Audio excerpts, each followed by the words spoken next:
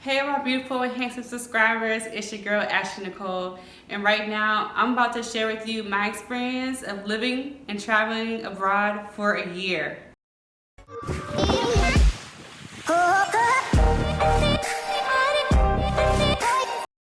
We have been living abroad for a year and I'm so hyped. We're still abroad, so we're still counting down, but it has officially been a year, guys. And so we're just so excited. It's been a year since we made a decision to get on that flight and decided to come all the way across the world to Asia, to Thailand, and that was our first place. And it's been like an amazing journey since then. I just love Thailand. That was the first country that we went to. We did stay in the Southeast Asia area during our travel abroad, but we love Southeast Asia. Been to a lot of different places. But Thailand was the first place, and it's also where we are right now. So we're actually a little bit stationary here. We still travel around, but this is actually the base that we chose to be our home because we love it just so much. How do you feel about making the decision to travel abroad? It's a year. It's been a year. I can't believe it's been a year. Yes, I mean, it's funny because when we initially made the decision, we didn't put a time frame on how long we was going to be out of the country. Right. I mean, it was already pretty spontaneous when we made the decision to leave. But then in us leaving, we, got rid of everything that we owned, sold everything, literally everything that we owned, even if it was like some of our most precious type of stuff that we wanted to hold on to, we had to be willing to let go. And that was one of the first phases that we went through in order to even make it out here, was to be able to get rid of, certain things that we held on to, certain businesses that we, might have started that we needed to revamp, but we had to revamp it in other ways. And so us having to, being able to let go and then, of course, continue on this journey because we knew it was going to lead us somewhere. We just didn't know where exactly it was going to lead us. And so we learned so much on this journey, man, about ourselves, about, our purpose, about where we fit into who we are and what we're doing and where we're going. So, I mean, I wouldn't change it for the world on a decision that we made at all. And obviously, we really feel like it fit us right now because we're still out here, of course. And so I think altogether, we've been to 7 countries in Southeast Asia alone. And so we started in this area. We wanted to explore this area and see everything that it has to offer. And so we've been to 7 countries this year. Thailand, of course, is our favorite country thus far, but we love every single Southeast Asian country that we've been to. We see a reflection of ourselves and all of those people there and their culture. And we just totally connected. And we're so appreciative of their culture and what they've shown us and how they've treated us in every destination that we've been to. We've chosen some very nice places and nice people. Yeah, I think in deciding, well, we really didn't decide on like visiting Asia. So like, if I can just be real with you guys, like I didn't even think about Thailand being in Asia before I left. Which I know may seem a little naive and foolish, but like I didn't really put it together. But then I started thinking like also like who would choose really Asia to go visit? Like especially because it was our first time, traveling. We never went abroad before. That was our first choice, and we just really stuck to that. Even though we didn't really know any information about Thailand, like it was really just off of the feeling and emotion of doing that. But it was just so crazy to just be able to come to Asia and go to countries that I never thought I would be able to go. Not even saying I'd be able to go, but never thought that I would visit and feel great and just have really great experiences with people, really having great energy and receiving so much knowledge. Like I just never really thought at that time that that's what I was going to gain by coming and traveling abroad. But all the 7 countries that we visited, I love every single one. There's something there, like no matter where you go on the map, there is something there for you to grab hold. That connects with you. Like it's a part of yourself. Like we're all connected, and so you seeing another part of the world is literally like you're looking at a part of yourself. Like it's no different. So just think of oh my bad, sorry. I was gonna say like think of it almost like unlocking a piece of yourself that you really didn't know that was even there. Just think of, like you said, if everybody makes up a part of you, and sometimes you may not even know that missing part, it'll start to give you information, then you start realizing like, oh, this is what I was missing, but having this, and I felt like traveling out the country has helped me to find some of those missing pieces. Not really missing pieces, I didn't feel like anything was missing, but create a synergy between all the timelines and history and things like that, because I've been learning so much about like history and then how the countries are kind of like building their country, and I just felt like that was just so awesome to be able to learn the information and to be able to retain the information too while traveling. Because we learned a lot about the actual country and culture to the places that we went to too. So we don't do a lot of tourist stuff, honestly. We really do get in, like, find out about the country, the locals, and get to know, just even the history of the country. Like she said, a lot of times we'll go and we'll find out, oh, the country was colonized by this country before in this year, and that had this type of an effect on their culture, and you can see the mixture of their culture, or how they even gained back their land or gained back their culture because it was taken or mistaken, before. And so hearing those stories of, of course our people have went through the same thing, and then seeing that they've actually overcome those and have taken back their land or taken back their culture,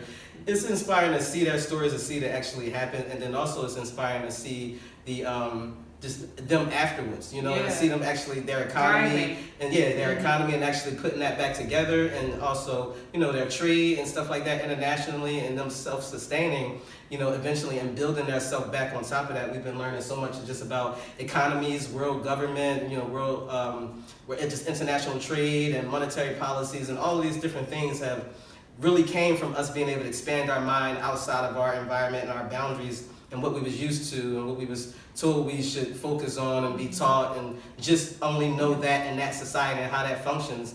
Being able to see all these different societies and what they're good at and how they function and still survive and sustain helped us to be like, okay, so now we can look at things on a broad spectrum now, outside of just where we was from and where we was born, our block, on our step, on our porch, at our school, it's like, now it's like, oh wow, this is a huge world, and it all comes together and actually works coercively. And not only that, it's a part of me. And so now it's like finding your place in all of this. And so the information that we've been able to learn and actually be exposed to goes exactly to our purpose. So us being out here has been exactly what we planned for it to do, what we knew it was going to direct us towards our purpose. And now we've been getting so much clearer and clearer as we go along, where our dreams and goals have been going from like, oh, we thought it was big, to now it's like our dreams and goals is like, always bigger, it's scary now sometimes, just thinking about the things of what we want to accomplish and what we feel like our purpose is to accomplish, that everything else that we've done in life almost seems mediocre because of our expanded view on ourselves and our environment and our world. Yeah. So traveling abroad has been just a blessing that, I already knew that I needed and wanted prior to coming, but also just I needed it and wanted it now in different ways that I didn't even understand or could really fathom even then before, deciding to travel abroad. But I just felt like I learned so much about myself, and also certain patterns that I had that wasn't really positive.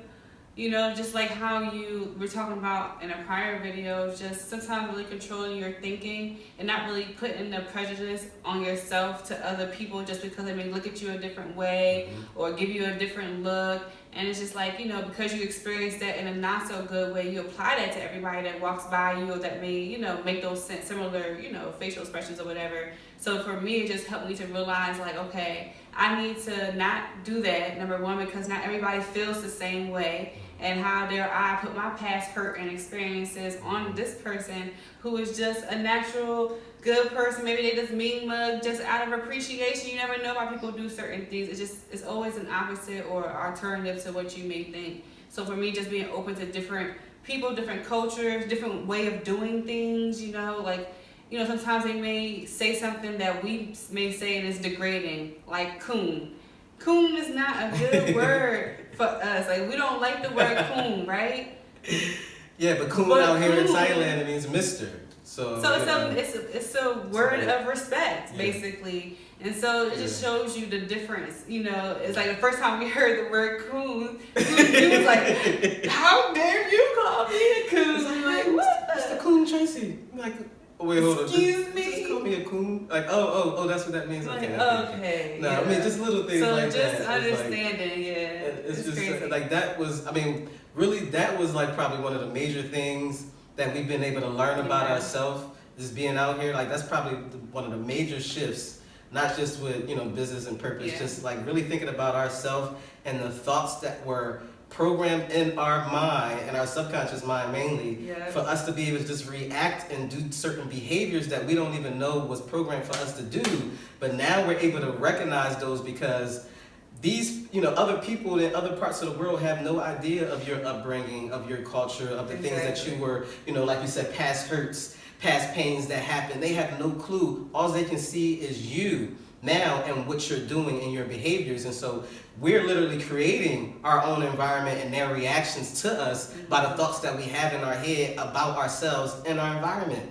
And so the thoughts that you had before that was programmed that wasn't really healthy for you to think, now you're replaying those out into environments that have no clue who you are. And so now it's like almost a direct, like basically you can't get around it from yourself saying, I created that experience. I recreated that circle over and over in my life before, and now I see it happening again in this situation when this person has nothing to do with the situation, has no idea about the past traumas.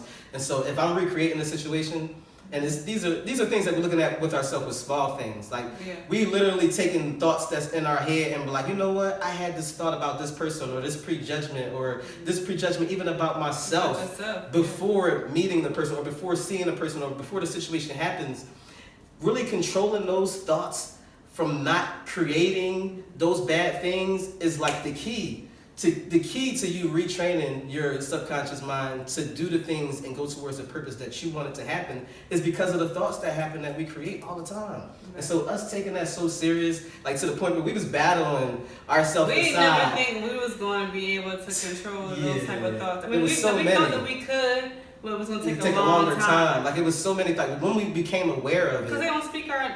Yeah, like, you know, to just give you, like, some history. Like, if you haven't traveled abroad, think about, like, living amongst people who do not speak your language, who do not understand anything that you say. And so you have to sometimes, like, you know, guess what they're saying, guess what they're thinking. But, I mean, you don't have to, but you choose to guess what they're thinking. And sometimes when you guess wrong. And sometimes you have a thought like, oh, they probably think I'm not smart enough. Or they probably think that I'm not this. They probably wasn't thinking that, but because... self-defeating thoughts. And then when you start thinking about it, it's like, it's really just how you really feel about yourself. And then you start thinking about, oh, well, I have a lot of self-doubt. I'm not, you know, confident. There's a lot of things I need to work on. And then you just realize, like, okay, I'm being aware to certain traits and certain things I got to work on so that I can be my best self. And then traveling abroad, I feel like that's being your best self when you can just be amongst different cultures and different people, different languages, and really take the time to just create a wholeness, you know, even though we didn't speak the same languages and, you know, it was hard to get that out of our head. But once we learned that, we was able just to be in a oneness to where, okay, we may not know all the words in your language, but everybody knows what hello means, you know, that's the universal word. Just stop psyching yourself out thinking that it's worse than what it really is. Like, it's really not.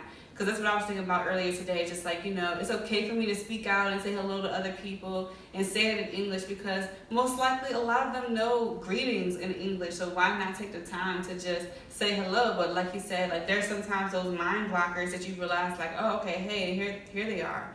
Now let me work on them and let me try to get them away. But not really a way to where you disregard them, but you learn them and then be able to create new practices and move forward.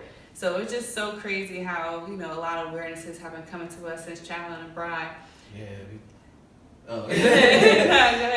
We definitely just, I mean, the mindset and us working on the thoughts, the self-doubt thoughts or the self-defeating thoughts or even thoughts of prejudgments of other people, we noticed that when we decided to take those thoughts serious and actually battle within ourselves, like anytime any thought happens before the actual action happens or before the situation happens, then I know I need to stop those thoughts and it's something that I need to stop with inside of me. And then all of a sudden, doing that over and over and over again for a few days, we noticed that we almost reprogrammed ourselves to where those thoughts don't even happen anymore, and that magnitude of it, especially what they was happening with before. And so now when we're in situations, it's like a freeing type of feeling, but we didn't even notice. Like we think we are like the most positive people, and you know, it's like loving and stuff like that. But then when you notice those thoughts that come into your head, you're like, okay, all right. So that's the blockage that was happening when it comes into interaction with other people who are unlike myself or unlike where I was from or what I'm used to being around. And then also, you know, you made a point about our communication. Like our communication has gotten so much better since day one of like our first day of leaving out of the country and landing in Bangkok. And I don't know if you've ever been to Bangkok. We chose that as our first city to go to outside of the country. It was like a boot camp. It was like a boot camp. the craziest. It's like, you New don't York know. on steroids. Bangkok is the most visited city in the world. So they have the most tourists, the most people, the most traffic, the most craziness. They don't speak English a lot there. And so it was literally like landing, and it was just so much chaotic stuff going on, and it was just like, okay, nobody can understand me. It was so much motion. Nobody looks like me. We don't see 2 any food that, we don't know how to. It was like basically boot camp. But since that day, we've been able to communicate in every country that we went to without knowing their language, just because we've adapted into, first of all, our body language, of course, and our thoughts, and just being loving and having those thoughts about that. And then also pointing to things, or having to pull it up on your phone, or ask questions about how do you say this, and just like taking those things serious. So we've been able to communicate a lot better than what we were able to do, of course, prior to us coming out of the country. So and guys, we learned how to negotiate since being here. Negotiate better, yeah. I swear, I thought I was a pro of negotiations before coming out here. Yeah, you gotta get the hustlers out here. No. The hustlers out here in Asia is like... It's no hustle like the Thailand hustle, y'all. It's not even a Thailand hustle. It's an Asia as a whole, because Asia as a whole be hustling. And it's so funny, because I think you was talking about it the other day. Like, somebody made a comment on your video about just, like, basically, about just us being Wait, no. It was something about somebody made a comment on your video about the hustlers, or us being hustled as black people, or something like that. Oh, in my Malaysia, I had a video called "How to Treat Blacks in Malaysia," and I talked about how we got scammed, because the title was called, Black, how you treat blacks in Malaysia, we got scammed. And so that person probably didn't watch the video and thought that I was like saying something bad about, being scammed because I was black. So they was saying like, oh, like, how dare you say you was scammed because you were black? Being black had nothing to do with the colors. I think that's what you was talking about. Okay, yeah. Basically, they had something to say about the fact that basically everywhere in Asia, kind of does the hustle thing, something along that line. I can't remember now. That was a comment. Oh, okay, yeah. Now I gotta go back, but just basically, I just wanted to make the point of that it's like it's a different type of hustle. Like being from the United States, for example, right?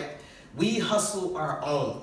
Like, you hustle your family, you hustle your own people on the block, you hustle the people that you work with, you hustling your next, we hustling our own people in the United States. Out here in Asia, they hustle the mess out of the tourists. Like, if you're a tourist and you're not from here, they will hustle you. Get got. You are going to get got. So it's not really a race thing. Like, we so used to race in America, we start putting race into every damn thing. Like, race don't have nothing to do with it most of the time. But when you come out here in Asia, if you're a foreigner, then you're going to get the local, you're not going to get the local prices. Like, they have local prices and they have foreigner prices. True facts. In most of the countries that we've been to. And so you're going to get the foreigner prices, you're not going to get the local prices. Then they're going to also, when it comes down to hustling you, they're going to come after you more than they come after their locals. And so if they see you walking down the street, they're going to try to get your attention, they're going to try to beep at you, holler at you, try to get you to come over and, basically do commerce with them, because they know you're a foreigner, you probably have a little extra money, and of course your currency is probably a little bit more than theirs here in Southeast Asia. And so they'll come after foreigners and they'll just hustle, and you got to be ready to, talk down the prices and negotiate, because they already giving you a higher price. So immediately your first thing is, I can get that price down, if you're a foreigner. And then also knowing that you can go back and forth a few times without feeling like, in America we kind of taught like, oh, if you go down in your price, you're trying to hassle and basically you're trying to say I'm not worth what I'm asking you for, but it's not even nothing like that here. Here it's just like a negotiation is a negotiation. They respect you more when they know like, oh, okay, I couldn't get over on you, huh? Like, you're not one of those, all right, and sometimes I'll just slide them a price without negotiating, because I already know, we already been here. We kind of like locals now. We said we're going to get a t-shirt that say non-immigrant. because we technically aren't immigrants anymore because we have a different status of visa.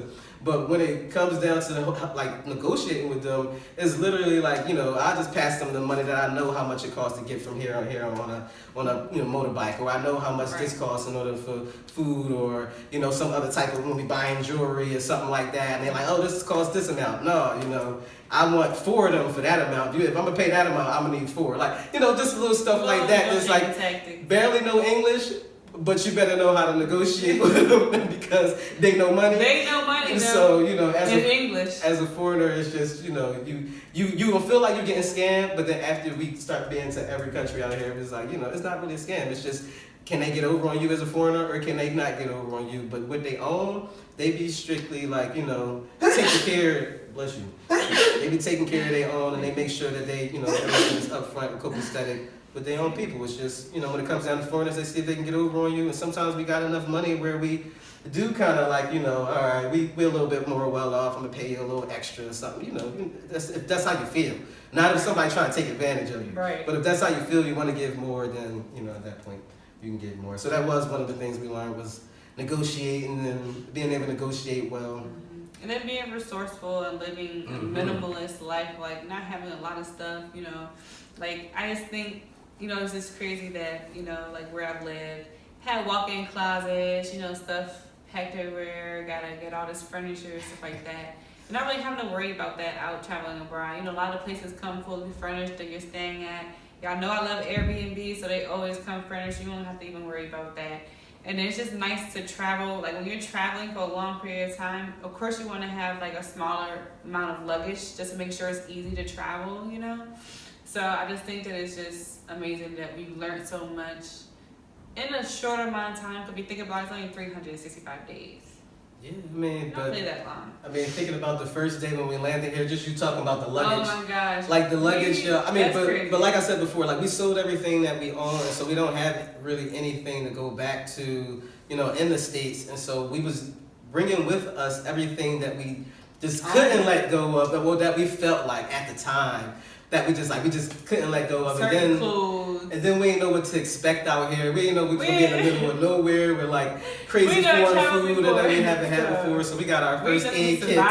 We got some winter clothes, some summer clothes. Got insect bite medicine. We got all that cold compress, all types. A deserted island. We was just trying to be prepared for anything. We was ready for it. But literally we landed with like 7 or 8 bags. Like it was crazy to the point we paid like $500 in baggage fees or something just because we had so much baggage. And then us landing with the Timbs on and the winter jacket, because we was coming from Philadelphia.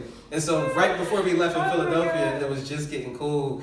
And she's really cold all the time. And so we bought this big jacket for her. She was against buying it. She's like, no, we about to leave. Don't buy me a jacket. But at the same time, she like this shivering everywhere. I'm like, expensive. we gonna buy a jacket because I can't stand having you shivering like this. So we show up in hot Thailand, not doing any research and knowing the weather.